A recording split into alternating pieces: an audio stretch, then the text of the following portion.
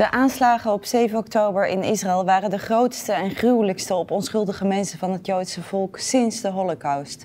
Bij mij aan tafel Nachman Dickstein van de organisatie ZAKA, die vlak na de aanslag op het festivalterrein was om mensen te redden en te helpen bij het bergen en identificeren van de lichamen. Nachman, welcome. It's a privilege to have you here. You are Jewish, obviously. You grew up in Belgium, you lived for a few years in Israel, now you live in Ukraine. Explain me, what is happening here? I start my life in Belgium. We went to Israel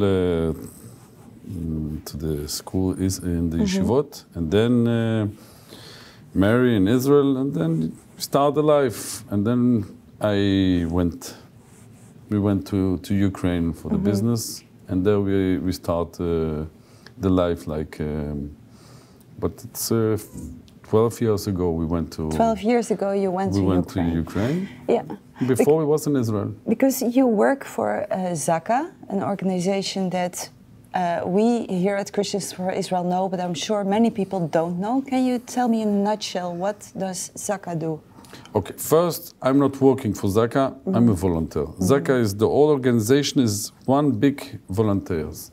Everybody is volunteer there. Yeah.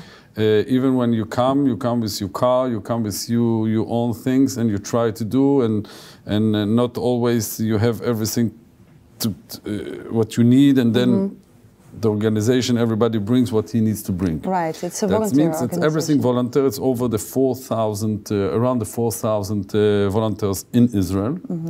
ZAKA has also volunteers around the world. That means I'm the volunteer in Ukraine and Europe. That means everything that needs to be done. But I have in every place in Europe. There is a ZAKA volunteer group. We have groups in every place where Jewish are living. But what does ZAKA do? Okay, ZAKA is an organization, first everybody is medic. That means eerste hulp. We know everybody was working before in the ambulances in Israel. Everybody knows how to give the first help for a person. But the organization self is doing more for giving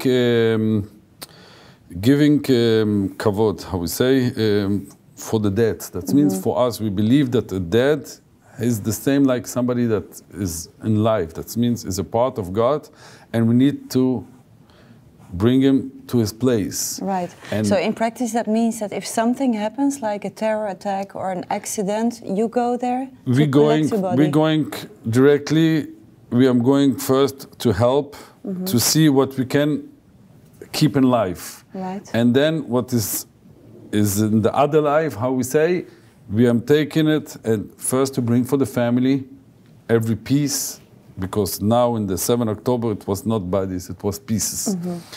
And to do everything on the best, to give the I forgot the word, and to give back the bodies to the to families. the parents and to bear. Yes.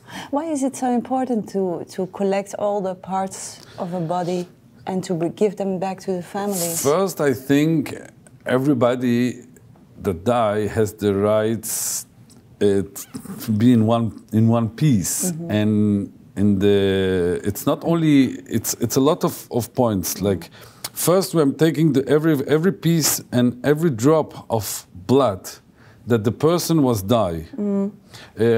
After he die, the blood is also is something from his body, and this needs to be together. Right. Then we are cleaning. Till now, I know that my colleagues in Israel are cleaning the cars. If you saw the cars, you have like hundreds of cars, and every piece is cleaned up. It's cleaned from all the blood. Clean from the blood. Yeah. Houses, you have houses that maybe the person is in life, but we are also cleaning it because I don't want the person to come back to his house and to see all everything. Then we take the whole blood, and this we are putting in one place. In every kibbutz we have one place that we We begraven het. Yeah, because we're going to talk about the 7th of October and the aftermath later. But you just explained that ZAKA is not only working in Israel, but also in many countries around the world. And you are the commander of the ZAKA unit in Ukraine, also responsible for Europe. What does your work look like? My work looks like, I will tell you, for me the war started 2 years ago, the 27th, something like this. I went out of Kiev. Only this story is a long story. Like I went out, I was sure in 1 week everything will be finished, and I bring a little bit stuff like clothes, and more was the food. You're talking about the war in Ukraine. In Ukraine, and we went out with like 20, 30 cars, 5 buses, everybody together with security to go out. It took us like in around 48, 49 hours to go from Kiev to Chisinau. Chisinau in Moldova. Yeah. And there, when we are in the middle of the way, I get a phone call. Some Jewish guy from Ashdod in this place, Roman, was killed by a checkpoint. For me, ZAKA, I need to go the other side, go back to bring his body. So you went back to Ukraine? I was in Ukraine, but I was on the way outside, and I was with my wife and my daughter from 13 years, and I say, what should I do? Bring my daughter, my wife back? It was like, but we went back, we arranged now. The government in Ukraine, everything was closed. Every office, everything. Now, to bring out a body, but I need to say that the Israel ambassador and everybody was... In 24 hours, he was outside. Right. Don't ask me how we did it, because it will be like a very... and we bring him out to Chisinau, and from there we bring him to Israel. To reunite his body with the family. To bring him, first he's Israeli, he's from Israel, then he wants to be with his wife. And there the story starts that I came there and I saw everything what's going there. So many people are coming, but I saw so many people coming by buses and everything, but what's going on with the old people, the people that cannot take a bus, that cannot go by car, that needs ambulances? And then we open in ZAKA in Israel a room like with maybe 20 computers and 20 people that was answering for the people in Ukraine, to be in able Russian, to help. where are you, which city, which place? And every day we took out like, let's say in 8 months, we took out like around the 150 only Holocaust and sick people, wounded people. And then we make like this. There are Jewish going to Israel. There are not Jewish and wants to go to Germany. So this is the work that you do in Ukraine? In Ukraine is more life. Yeah. I say the difference was for me in Ukraine. In Israel was like, in Israel it was, in Ukraine it was happy hand. Yeah. We took out people in life and we helped the people, and they are now in good places. Yeah.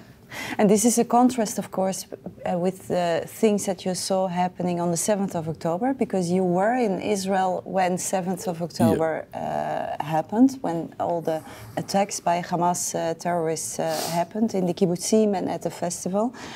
Can you describe how 7th of October was for you? I wake up 6:30 in the morning when all alarms start in Israel. Like I say, I'm always with my phone. Saturday and even Yom Kippur, every day is for me... because there can be an emergency. Everything can be an emergency. For me, the whole Bible is, you have the first law, is if you can keep alive, you put everything on the side, and first you take care of the person. And then you go back to your Shabbat, you go back to the table. I can tell you more than once, I'm starting to make Kiddush on Saturday night, and the family is on the table, and the phone is calling, and I say, sorry, and I know I need to take my car, I need to take the ambulance, I need to go out to help somebody to... But I come back to the 7th October. I was like, okay, I'm not a captain there. What should I do? I was like... And to start to call everybody, and then the beeper started to the telephone, WhatsApps, and should I open it? Should I not open it? And around 8, 9 o'clock, I already saw, but nobody knows exactly what happened. No. The people are starting to understand. in the ZAKA organization and around, we start to understand like in the beginning of the afternoon. And then I was thinking, where should I go? Because I don't have my all equipment with me. I have a small car in Israel, and I need to go to places. I don't have, I'm also without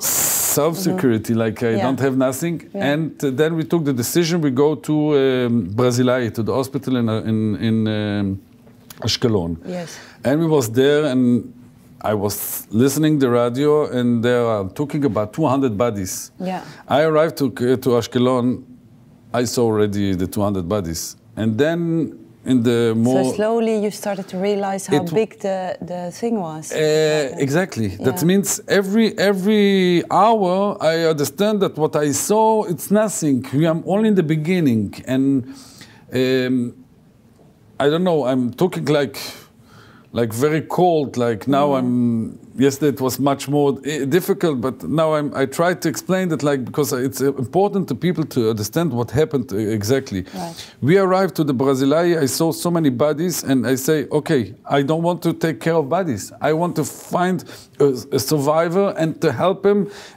because to escape. I want first the help for the person that we can keep his life. And we took an ambulance. My wife came with me. She was the whole time I'm doing everything together, and I say to her, "Don't come. It's not for you." She say, "I'm coming," and she was really like she did a great job. And we was together with another 3 people in the ambulance, and we started to take the route number 34. Yeah. And there, I understand that what I saw in Brasilia in the hospital, the bodies that coming with trucks, like trucks and trucks and trucks, it's nothing. It was the tip of the iceberg. It was, it's nothing. Like I'm going like this, bodies, and then I say, let's stop. We have time. There you have teams. Let's start to take the bodies and we start to packing bodies more and more and more. And we finished the bags. We didn't have enough. And then we took the bodies outside, and then we arrived to Nova. The Nova Festival. Nova Festival, it was already night. It was evening, like it was dark already.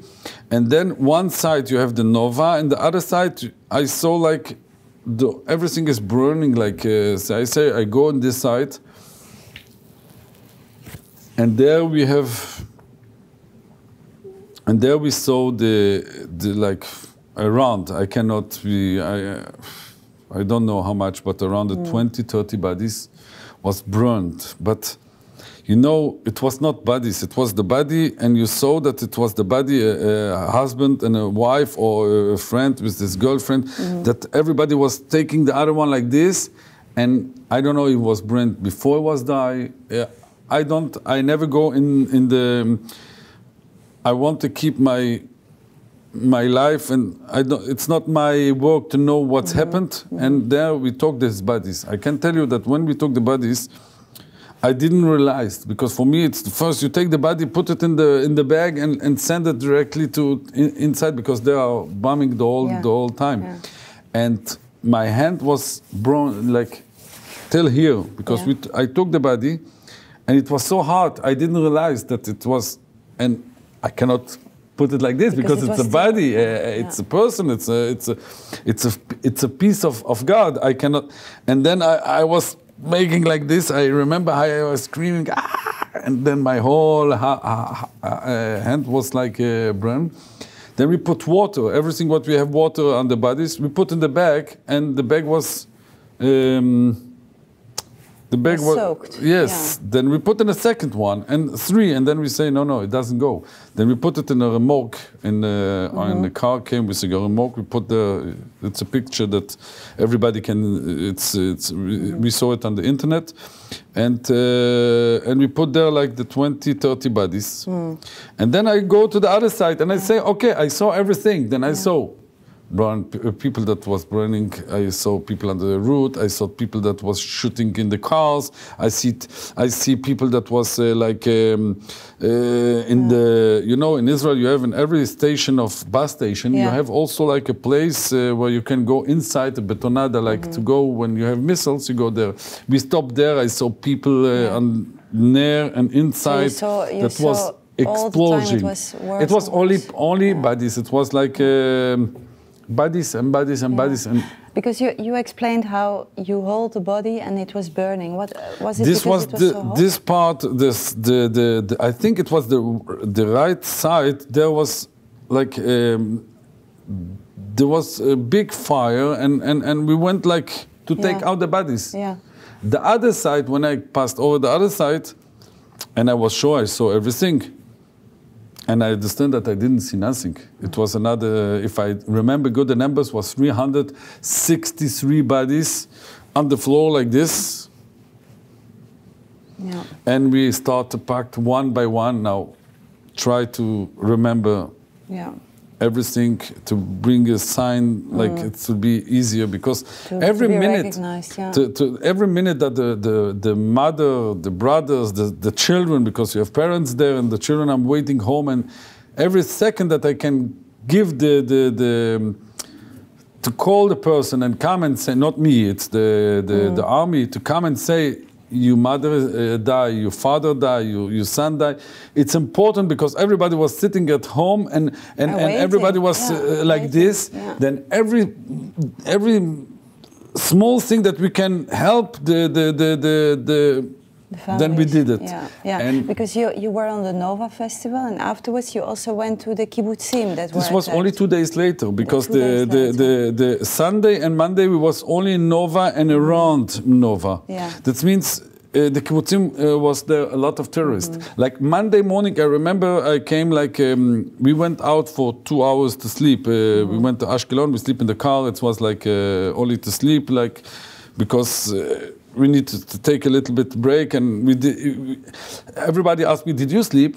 I say yes. And how can you sleep? I cannot sleep, but I forced myself to sleep 1-2 hours. Like this, I can do more, because if you will work and you will not sleep, you will fall down. Yes. I came back the next day, and it was shooting. Like in the night was continuing. The shooting was like not only missiles, terrorists. Hamas people, Daesh. I don't know how we can. I didn't ISIS, find I didn't find the really name, but this is not the point. There was shooting. Sometimes you have like balls like.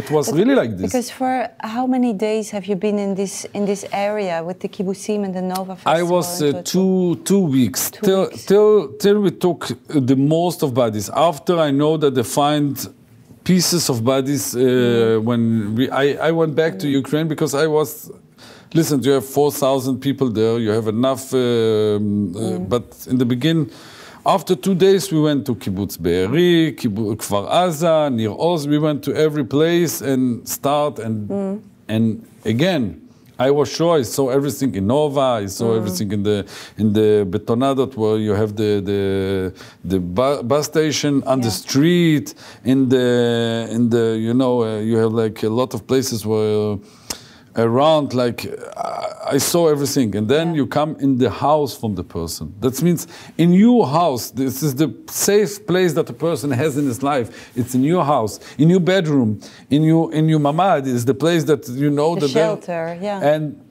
there you saw people was killed, but you know you kill somebody. And again, I will not say did they do it before or after, but they killed, they take only the head with him.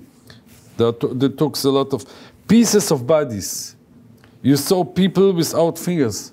You saw people without arms.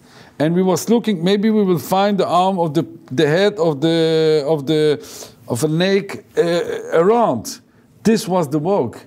The people was not only killed, they was killed and destroyed. Like to do everything to make it more hard and more pain for the person. Cruel, yeah. It's not only to kill. You kill. It's not killers. No.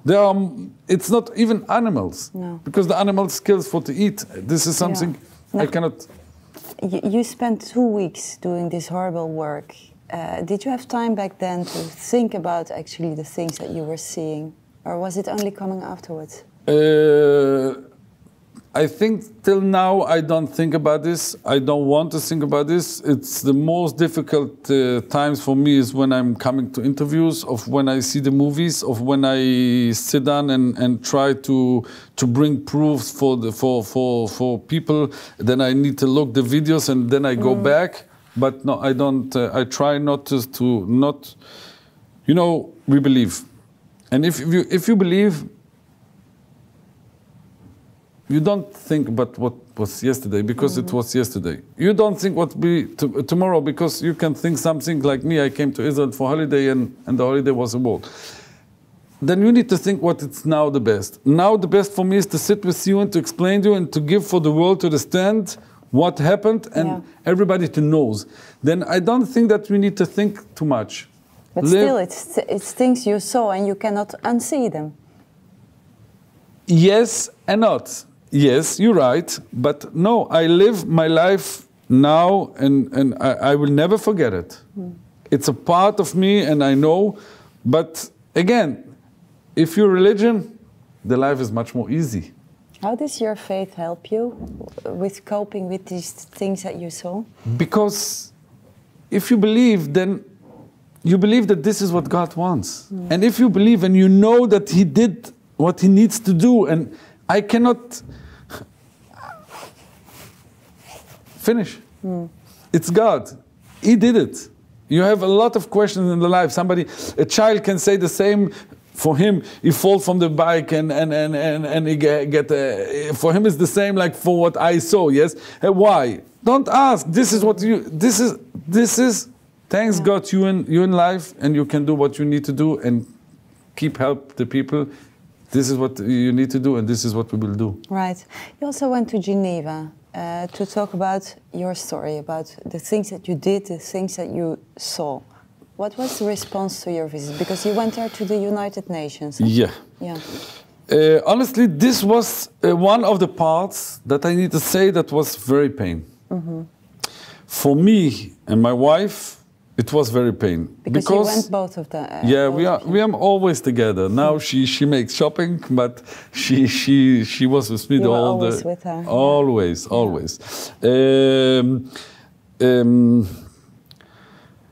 For me, it was like in Europe, nobody say something. It was like woman was tortured, was abused. Children, old people, you didn't get nothing. It seemed that nobody cared. No. If you kill a Jew, it's like in the Nazism. It's okay. It's like one Jew. It's nothing. 1,000, it's nothing. But when Israel will send one bomb to Gaza and kill terrorists, because for me they are all terrorists there. Because if a mother can say for her son, when the son called the mother and say, "Mom, it's something that everybody knows. Mom, I killed 10 Jews. Why you didn't take me with you?" Then for me they are all terrorists. Right. You have good people in every place, and we are not talking about this. Then for me it was very important. Geneva, yes, you went there. And then I went there and I tried to explain, and I bring. My wife came with me and she did a lot of pictures. And she did a lot of films. I say to her, don't touch the bodies. Then what should I do? I say, take pictures. I don't know what will be. Did you know already that you would need a proof to show Listen, to people? I cannot tell you that I know because I'm not a Navi.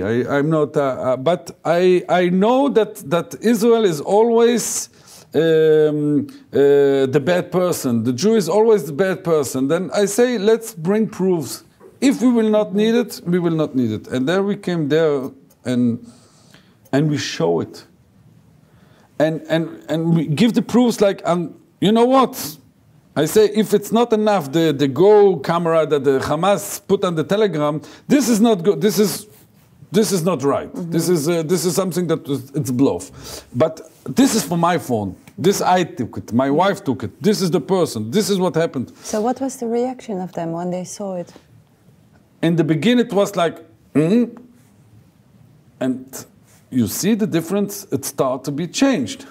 It starts to be changed. The people I'm trying to understand, again, it's pain that we need to explain ourselves after what happened, but they started to understand, and they're making now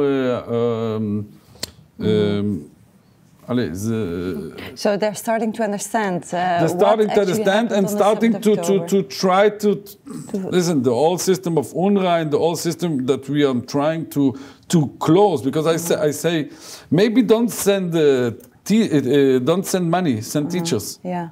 But talking about the UN, because recently a UN representative, Pramila Patten, she was in Israel to investigate what happened in the kibbutzim and on the Nova Festival. Is it important that the UN recognizes the atrocities that Hamas committed on October 7th? Listen, when the UN opened, after the Second World Holocaust, yeah, this is the point that never again. That's the reason the UN is there. Yes. Yeah. Did you see that? Mm. Did you get something?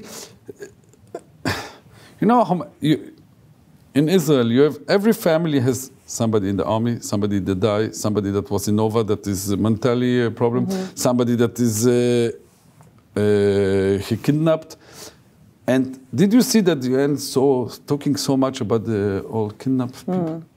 So it's important. It's very important because it's important for me. I don't know, for the government it's something else. But for me, I think if you're there and you're part, and if you can say bad things about Israel, then I want you to be in the same, in the other side, the same position. Yeah. So during your stay, because I can imagine you're giving interviews, it's not easy to go back to October 7th and to relive all the things, but you do it. And this week, during your stay in the Netherlands, you're also meeting with members of parliament here in The Hague. What are you going to tell them? First, in Netherlands, I feel, I don't know today, because it was a long time ago, but the Queen of Netherlands was always helping the Jewish in the Second World. And Netherlands is it's a place that... It's a friendly place. I have this feeling. Yeah. It's something that today it's not like before, no, but in all Europe. And I hope that it will be changed again to be... But Holland it's some place that, you know, the old stories in the what I remember is like Holland is... Then I think I hope more that there will give me power to go and to do more. Because right. But if there is one thing that all these MPs that you're going to meet, they have to remember, what is this thing that you want to give them? I want them to remember, and I want them not only to remember, I want them to understand if you cannot help, because you in Europe and don't disturb. Let Israel army make the job and let us finish it once. And like this, like we say, we have never again. I think we don't need to write never again, never, never again. And I don't want to make 3 times never, never again. To be like this, you need really one time to stop, to stop the whole Hamas and to give to Israel the power. And if Europe wants the help, and it's so important, again, the UNRWA and so important, then send teachers to teach and to give good education. Right. Education is the first thing that the people there need. Yeah. So many people here are watching this interview. Most of them are Christians. What can we do to support Israel in such a difficult time, according to you? First, I think that the Christians I'm supporting, and there was always, I said it yesterday, and I like to say the truth. It was sometimes was not, but today it's a part of the Jewish family. It's a part. We see it. Listen, it's one of the houses in Holland that I come and I see the degel of Israel, like we are strong, we are together, and So what is your message to all? My message all is first message is love. Always love. With this you can and pray for always to have better times. And like the Christian people are helping so much. First, thanks for everything that they're doing, because you see, I saw it honestly also in Ukraine. A lot of times you see they are bringing food and they are doing so many things. Yeah. It's so important, and this is what can bring the ardut, the together. It doesn't mean who I believe and how I believe, but together we have the most power, and I have the feeling that yes, together we are together. Thank you very much for coming here, Nachman My Dickstein. pleasure. En u thuis ook bedankt voor het kijken naar deze uitzending van Christen voor Israël. En ZAKA is een van de organisaties die ook door het noodfonds van Christen voor Israël sinds 7 oktober wordt ondersteund. Als u daar meer informatie over wilt lezen, dan kunt u terecht op onze website cvi.nl/noodfonds. Daar staat een heel overzicht van alle projecten die wij steunen, waaronder dus het bijzondere en belangrijke werk van ZAKA. Nogmaals, dank voor het kijken en graag tot de volgende keer.